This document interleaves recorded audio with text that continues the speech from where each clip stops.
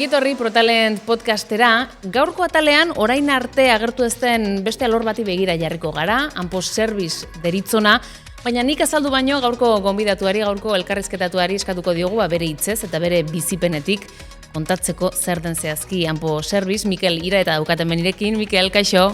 Hola, kaixo. Ongietorri. Tira, Anpos Service esan dugu. Zehazki, ze alorretan egiten duzuzuk lan, zer da hau, zein dira zure eginkizunak? Service izango zen, klientei ematea, servizu teknikoa.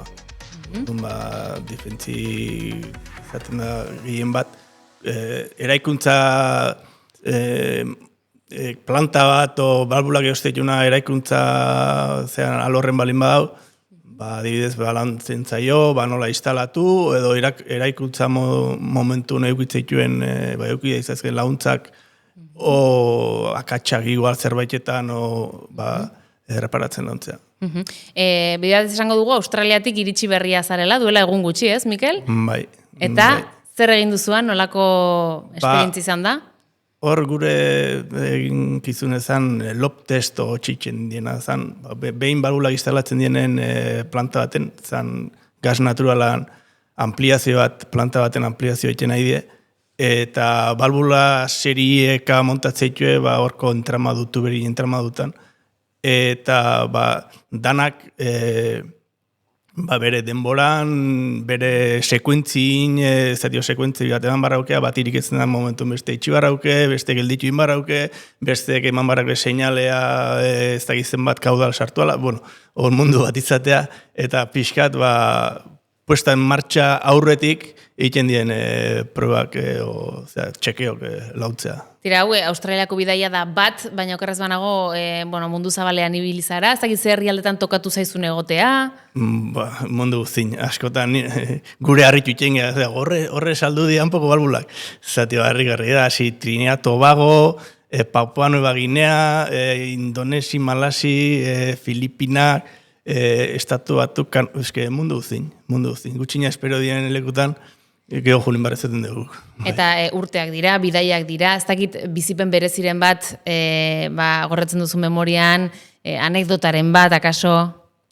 Anekdota bat, ez dakit, zera zan, Bruneien adibidez, Bruneiko sultanan urte zien, eta gu antxetoka ginen, asistentzia bat iten, eta han ematezon festa handi bat antolatzen duen hortan, harrera egiten du herri guztiri desfile bat montatzen da, eta guan geren ez dakit nun, eta gurean etorri zan, eta guri galetu ziuna berzeitxeken dunan, esku eman zion, alaren gerela, eta kurioso izan zen. Lanbideak ematen ditu nolako momentu bereziak, ez da? Eta bada, hori momentua, eta bada bereziki harritu zaituen herrialderik edo?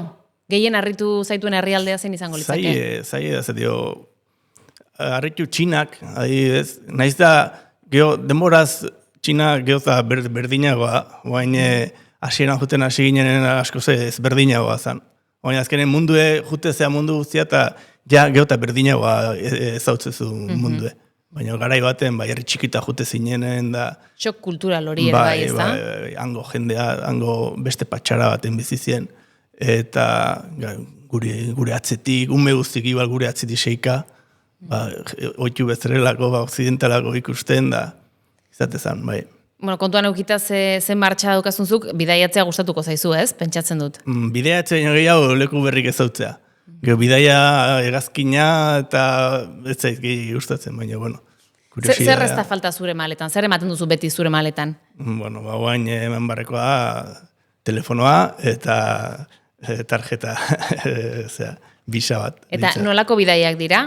Joaten zarenean data badaukazu, baina bueltarako data egoten da beti edo? Ez oso zaila da asmatzea bueltako data. Normalen intentatzen dugu, más o menos konkretatzea noiz etorri behar dugu, baina askotan normalen luza biten da. Australia ze aritu gara, baina Australiako proiektu ontaz aparte, ze beste proiekturekin zabiltza orain momentu honetan? Bain dazkeu, amendik abuztu iraia, urrin, dazkeu, Livorno, Toskana dela ontzi bat gas naturala almazenatzen dut, gero partitzen du FSR gutxitzen dina, han parada bat inbehar du, urdun mantenimentu egitean nahi du hango balbulai, urdun hortago prepatzen nahi geha, gero abuztun Gate LNG-a humarrakeu baita, hoi Rotterdamen dau, hango puerton, eta hango balbula batzu ire mantenimentu inbartzaile, eta gero bai eskuarten badare gehiago, ondi hori ez da baino hoik gehiena definituta dago goi bik izan holik. Eta ze bezero motarekin egoten zara harremanetan, eta batez ere nolakoa izaten da harreman hori? Harremana normalen ona izatea. Zetio, bueno, normalen guea ilauntzea juten geha, o problema balin badao, problema soluzionatzea. Orduan, normalen ondo tratatzen genitue. Eta bezeroa izatea, eraikuntza momentun, humar balin badeo asistentzia, planta bat eraikitzen ari delako, refineri baten hau gas naturala, mina bateko planta bat, orduan ingenieritzakin ikuitzen dugu harremana. Hango ingenieritza, konstruzioko ingenieritza batekin. Eta behin planta bukatuta balin badau eta mantenimentu itea juten balin badau orduan ja izaten daia bezero finala, o ja mina nausie, o refineri nausie. Eta beraiek bezeroek ze irudi daukate hanpoz? Kanpotik nola ikusten dute hanpo? Hanpo, pixkat reputazio ona dauken enpresa bat bezala ikusten gaitue, eta momentu mitzat fama ona dakeu. Eta hemen etxean esango zenuke, bereziki ezagunak zaretela? Nik uste ez gala oso ezaunek Euskal Herri mailan. Hanpo igual jendek ezautuko, baina zer egiten don, nik uste jende gutxi dakila, eta balbulak eta zer dioiko jendek azaldin baritzatea. Egia da, kaso, balbula zertarako diren ez dela zerbait oso ezaguna, ez da, gizartean. Nola sentitzen duzuzuk zure lana? Responsabilidade puntu bat sentitzen duzu? Presiorik sentitzen duzu noizean behin? Bai, zeatio, askotan arazoa dau balbulan baten eta parada bat, planta bat gelditu iten du. Eta gelditzen du, eta barku badator, gas naturalagin beteta, milioika balorea dauna han barrun, eta zuk bere fetxa hortako ez bazu soluzionatzen problemea, enpresa horri suposatizkio milak eurok o milioiak igual.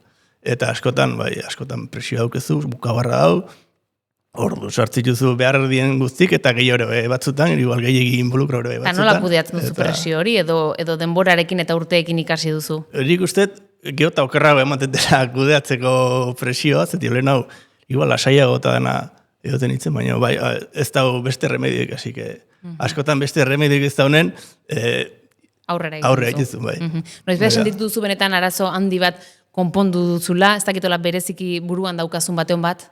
Bai, batzuk, rusin permen adibidez otxintzuenen honea, gaina nahi otxintzien, nire telefono egiko zuen, balbula bat fugatzen aizala, planta osoa gelditu barra zekeala, hor ez da gizen badiru suposako zola, eta venga, hartu motxilla, altzien herramientak eta rusiaino.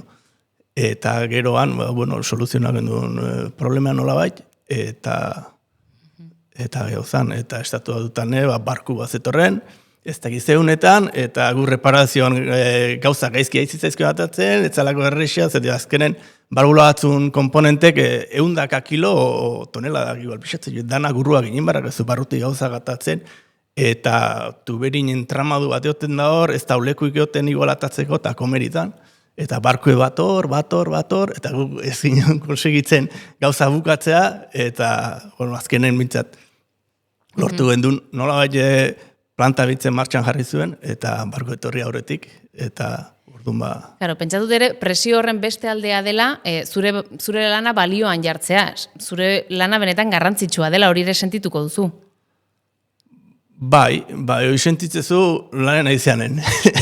Etzak korsinte, baina bastezea lanen, eta hori esate dizu, eske barko hori ez badetortzen, o barko etortzeako, zuk ez atzau soluzionatzen, 20 milioiko balore hauke horrek, eta hau beste batea, jungoa, zetio munduko la funtzionatze, honek nahi bau, dake 200 kilometroa beste planta bat, hauntza jungoa, eta urdun, urdun sentitzezu presioa. Eta lan teknikoaz gain, pertsonalki hainbeste bidaiatzeak, olako lanetan aritzeak zer eman dizu?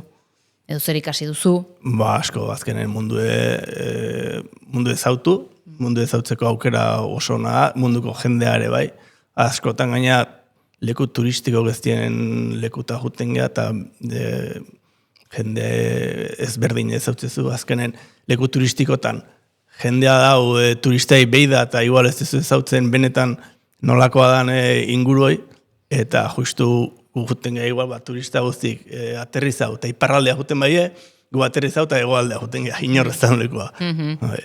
Eta zure eguneroko lana oso aldakorra da batez ere bideian zaudenean, ez? Proiektuaren araberako izango da, baina hemen zaudela, orain adibidez. Nolakoa da zure ohiko lan egun bat?